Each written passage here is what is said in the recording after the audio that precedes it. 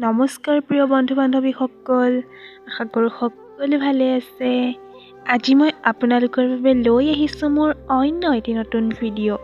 আশা কৰোঁ আপোনালোক সকলোৱে মোৰ ভিডিঅ'টো আদৰি লয় যেন। বন্ধু বান্ধৱীসকল, আজি মই আপোনালোকক এনেকুৱা এজোপা শাকৰ বিষয়ে জনাবলৈ চেষ্টা কৰিম, যিজোপা শাক আমাৰ সকলোৰে ঘৰৰ বাৰীতে নিজেই গজি থাকে। বন্ধু বান্ধৱীসকল, ভিডিঅ'টো আৰম্ভ কৰাৰ আগতে আপোনালোক সকলোৰে ওচৰত মোৰ এটা সৰু অনুৰোধ। আমাৰ সকলোৰে ঘৰৰ বাৰীতে থকা এই শাকজোপাৰ বিষয়ে যদি আপোনালোকে অকণমানকৈ হ'লেও জানিব বিচাৰে আৰু নিজৰ উপকাৰ হোৱাকৈ যদি এই শাকজোপা ব্যৱহাৰ কৰিব বিচাৰে, তেতিয়াহ'লে ভিডিঅ'টো প্ৰথমৰ পৰা শেষলৈকে স্কিপ নকৰাকৈ চাই থাকিব। আৰু যদি ভিডিঅ'টো চাই ভাল লাগে তেন্তে এটা লাইক কৰি দিব আৰু আগলৈ এনেধৰণৰ ভিডিঅ'সমূহ পাই থাকিবলৈ কাষতে থকা বেল আইকনটো প্ৰেছ কৰি জ্ঞানজ্যোতি অফিচিয়েল 2.0 চেনেলটো ছাবস্ক্ৰাইব কৰি দিব। তেতিয়াহ'লে বলকচোন বন্ধু বান্ধৱীসকল, বাৰী ঢাপৰ এই শাকজোপানো কি শাক হয় আৰু ইনো দেখিবলৈ কেনেকুৱা হয়, ইয়াৰ চাইণ্টিফিক নেমনো কি হয়, ইয়াৰ কিবা বিজ্ঞানসন্মত উপকাৰিতা আছে নেকি, এইবোৰৰ বিষয়ে অকণমানকৈ জানিবলৈ চেষ্টা কৰোঁ। বন্ধু বান্ধৱীসকল, আমাৰ বাৰী ঢাপৰ সেই শাকজোপা হৈছে আমাৰ সকলোৰে চিনাকি আৰু হয়তো বহুতৰে প্ৰিয় ঢেকীয়া শাক। বন্ধু বান্ধৱীসকল, আমাৰ সকলোৰে চিনাকি ঢেকীয়া হৈছে ঔষধি গুণেৰে ভৰি থকা এবিধ ভেষজ উদ্ভিদ।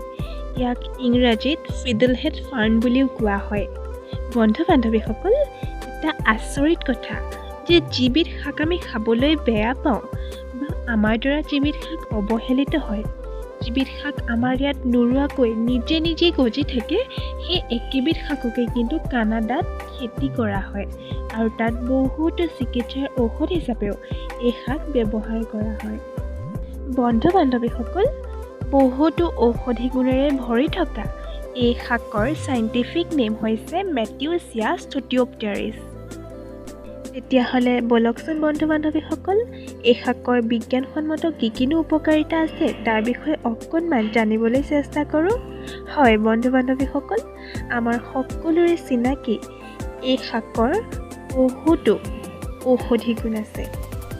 বন্ধু বান্ধৱীসকল, প্ৰথমতে যদি ক'বলৈ যাওঁ, ঢেকীয়া শাকত যথেষ্ট পৰিমাণে প্ৰ'টিন আৰু লগতে বহুতো ভিটামিন আৰু খনিজ পদাৰ্থ পোৱা যায়, যিবোৰে আমাৰ শৰীৰত যথেষ্ট পৰিমাণে পুষ্টি যোগোৱাত আমাক সহায় কৰে। বন্ধু বান্ধৱীসকল, এই শাকে আমাৰ হাড় মজবুত কৰাতো যথেষ্ট পৰিমাণে আমাক সহায় কৰে, কিয়নো এই শাকত যথেষ্ট পৰিমাণে কেলছিয়াম, ফছফৰাছ আদি পোৱা যায়। তাৰোপৰি জীৱাণুনাশক গুণ থকা আৰু স্বভাৱত শীতল হোৱাৰ বাবেও ই প্ৰস্ৰাৱৰ সমস্যা মানে আমাৰ UTI, যিটো আমাৰ ইউৰিনেৰী ট্ৰেক্ট ইনফেকশ্যনত বৰ উপকাৰী। এই শাকত যথেষ্ট পৰিমাণে বিটা কেৰটিন, ভিটামিন C আদি থকাৰ বাবেও ই আমাৰ বডিৰ বেমাৰৰ বিৰুদ্ধে যুঁজ দিব পৰাৰ যি ক্ষমতা, সেই ক্ষমতাও বৃদ্ধি কৰে। বন্ধু বান্ধৱীসকল, এই শাকে আমাৰ ৰুচিবৰ্ধক আৰু কৌষ্ঠকাঠিন্য দূৰ কৰাতো আমাক যথেষ্ট পৰিমাণে সহায় কৰে।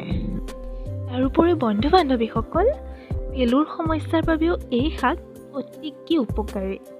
এই শাকে আমাৰ লিভাৰৰ একশ্যন পটেঞ্চিয়েল বৃদ্ধি কৰাতো আমাক যথেষ্ট পৰিমাণে সহায় কৰে। ইয়াৰ উপৰিও এই শাক জণ্ডিছ, ফেটি লিভাৰ আদিৰ বাবেও অতিকৈ উপকাৰী।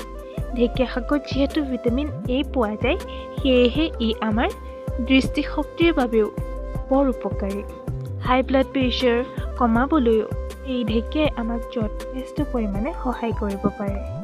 বন্ধু বান্ধৱীসকল, ঢেকীয়াই কেঞ্চাৰ আৰু হাঁওফাঁওৰ ৰোগৰ প্ৰতিৰোধ ক্ষমতাও বৃদ্ধি কৰাত আমাক যথেষ্ট পৰিমাণে সহায় কৰে। ঢেকীয়াৰ শিপাৰ গুৰি পিহি যদি আমাৰ কোনো অংশত কটা থাকে, সেই অংশত যদি লগাই দিওঁ, তেতিয়াহ'লে সেই ঘাঁ সোনকালে শুকোৱাটো ঢেকীয়াই আমাক যথেষ্ট পৰিমাণে সহায় কৰে। তাৰোপৰি এই শাকে ছালৰ সৌন্দৰ্য বৃদ্ধি কৰাৰ ক্ষেত্ৰতো আমাক কিন্তু যথেষ্ট পৰিমাণে সহায় কৰিব পাৰে। তেতিয়াহ'লে ভাবকচোন বন্ধু বান্ধৱীসকল, বাৰী ঢাপত আমি নোৰোৱাকৈ নিজেই গজি থকা এজোপা শাকেও আমাক কিমান ধৰণে উপকাৰ কৰিব পাৰে। ইয়াৰ উপৰিও ঢেকীয়া শাকৰ অন্য বহুতো উপকাৰিতা আছে। বন্ধু বান্ধৱীসকল, ইয়াৰ উপৰিও যদি আপোনালোকে অন্য কিবা উপকাৰিতা জানে তেতিয়াহ'লে কমেণ্ট কৰি জনাব।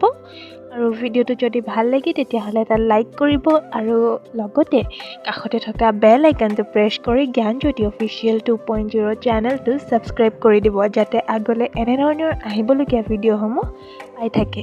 ধন্যবাদ।